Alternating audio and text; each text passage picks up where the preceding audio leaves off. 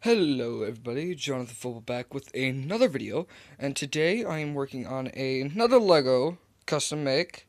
It is almost like a Team Fortress 2 knockoff weapon, which you can custom make it in Team Fortress 2. I can't remember how it's crafted. You can custom make it though. It is really hard, I'll give it that. It is the Triple L, or Little Larry's Luger, otherwise known as the Progress Pounder. Now, how and why it's called that, it's kind of like the mix of the shortstop and the Lugermorph. I'm not entirely sure how it actually shoots. I've never used it. I've only crafted it before. Uh, Overall, it's a pretty decent gun. It does about 20, somewhere around 20 damage per shot. So it does hit really freaking hard. You understand why it's called the Progress Pounder, because it does a lot of damage. Now, I have like my own little mechanism here where you can pop out the clip and whatever. Now, no, this may look sloppy because you do realize I use spare parts in every Lego creation I make. Spare parts only. Meaning everything on this gun is leftover bits from my Lego sets. So you can understand, it's hard to make. Indeed it is. But it does have its working trigger or whatever. It's a bit of a pain.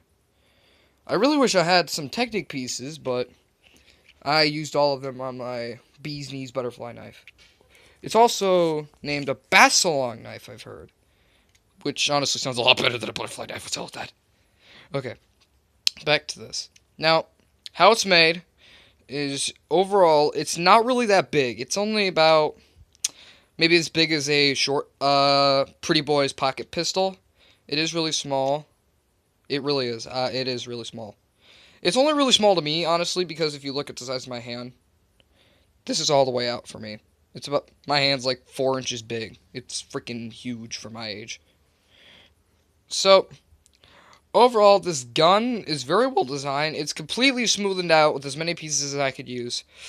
I had these right here, so that way my fingers wouldn't scrape on the sides all the time. So this was rounded out. And I had all the pegs covered because it starts to sting after a while if you're holding it too long or too tight. But you can't really hold it too tight because of this. There's a hinge piece that holds this together right here, and a hinge piece right here with a ventilation duct. Now the vents are purposely there because, note, this is spare parts. I only use what I have left over that I could use. So anything that I do commonly not use, it's not easy to work with. So I had a couple like tire hangovers on the side here to give it a better design. I mean, it looks cool to me. And then you have like the little laser pointer that would go right here for better aiming. A heating vent. Yeah, this gun does get overheated.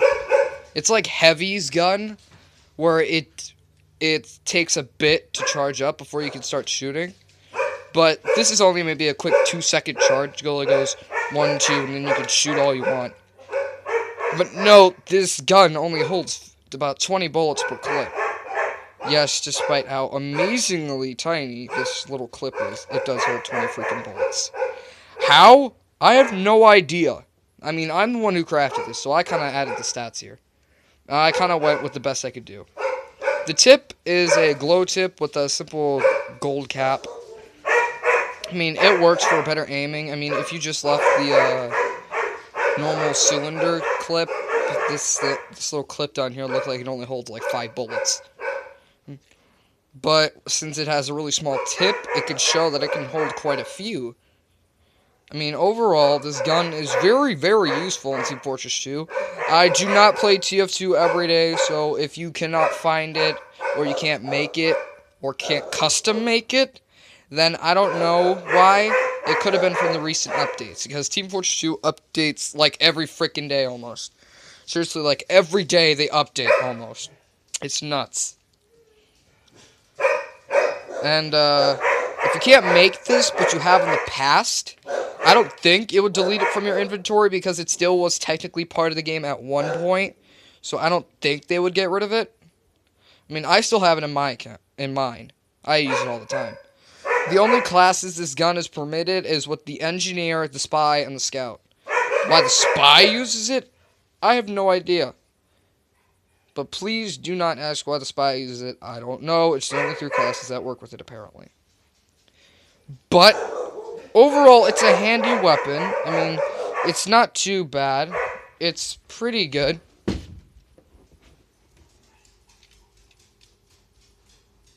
See what I mean? See, you see what I mean? It's scary. I mean, overall, this weapon is very powerful. I'll give it that. It's got good ammo. The reserve you can hold for this is, I think, somewhere around 200 or 250. I'm not sure. I know it's somewhere around about almost as close, almost as much as a freaking syringe gun from the medic. I mean, yeah. Overall, it's a pretty nice little gun. I mean, it's helpful. It does a fair amount of damage. For most guns, it actually does a lot. It usually does about as much as a main. It is a secondary. I mean, you could set it as a main for some reason, but you can't have a secondary. It's weird. It's a weird code glitch. I don't know why. But I will be making a tutorial on this if I get 100 likes. But, yet, Bee's Knees Butterfly Knife still hasn't even gotten 10 yet when I sent this out. So, overall, the next video will most likely be the Bee's Knees tutorial. Overall, I have no idea. But, in other terms, what do you say we give this little guy a try? Okay. Wait, here. Hold this. 1, 2. Okay, this got a lot of kick, so it might end up hitting the camera.